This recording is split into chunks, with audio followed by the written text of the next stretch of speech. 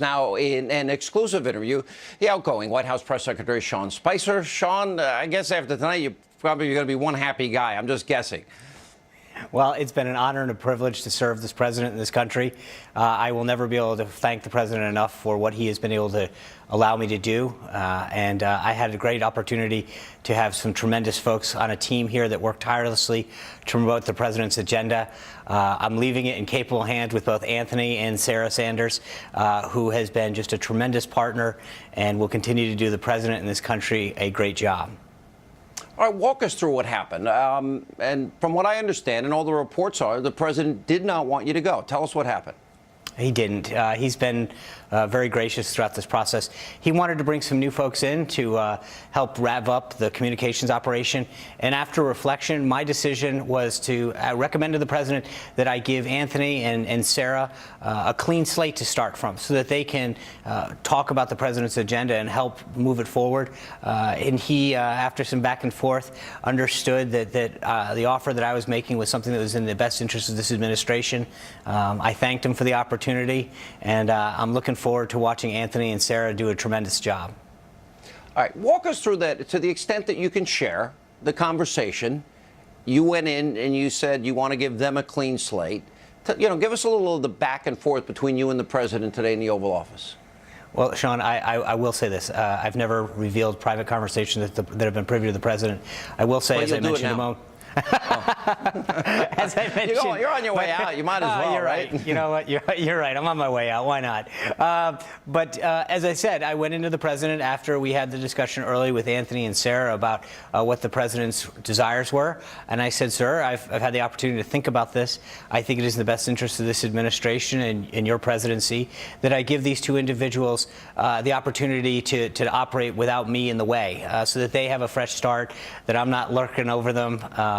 And I think that's in the best interest of the organization, of this administration, and of his presidency. And so there was a bit of a back and forth. He's an unbelievably gracious individual and wanted to make sure that I thought that was in the best interest of myself as well. He's always thinking of others, and I assured him that I would be just fine. He assured me that he would continue to be as supportive as he always has been, and I told him I would stay on for a few weeks to ensure a smooth transition. He accepted that, and then we kept working hard to advance his agenda. Did you feel in any way that your role had been diminished? I mean, you started sharing the podium with Sarah Huckabee Sanders. Anthony SCARAMUCCI comes in. Did you feel in any way that this was against you? Did you feel you were pushed out in any way, or this was just totally your decision?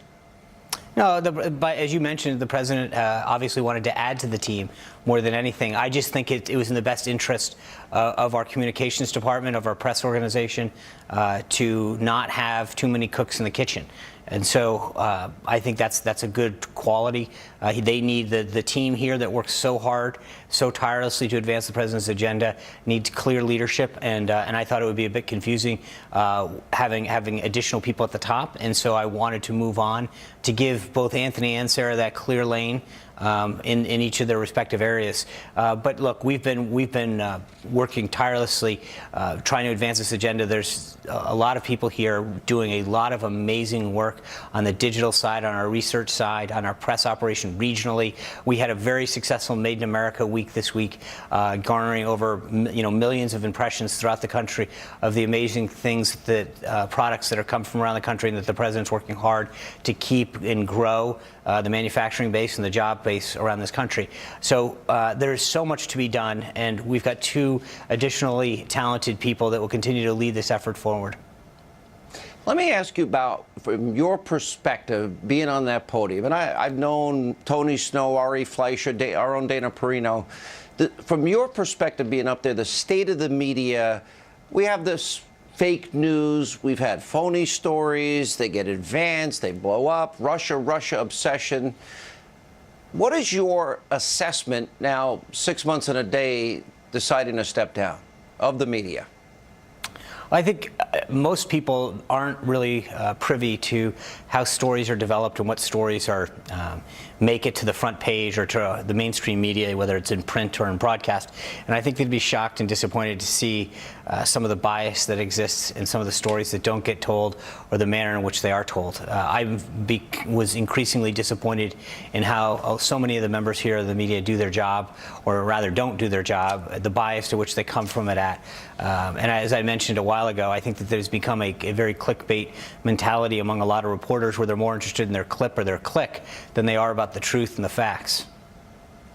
You know, and this is very interesting to me because I've watched and witnessed some of these exchanges. Yeah. And I know there's been an effort, for example, to maybe change a little bit of the rules inside the White House briefing room. And one of them was, you know what, maybe we're not going to do everything on camera. Maybe the person at home, the average person at home, doesn't quite understand that when those guys get their moment, their idea is to get into as contentious a battle with you as they can. And is it 9 out of 10 times that's what airs that night? That they're not really looking for news, they're looking for their moment? Is that a fair assessment, or am I being unfair to the media? No, I think that's a very fair assessment. Now, I don't want to paint everybody with the same broad brush, but I do think that you're very accurate in terms of the majority of folks that are now in this in the briefing room that are going into journalism. They're not there for the facts or the pursuit of the truth. Rather, they are trying to figure out, how do I get on TV? How do I become a YouTube star?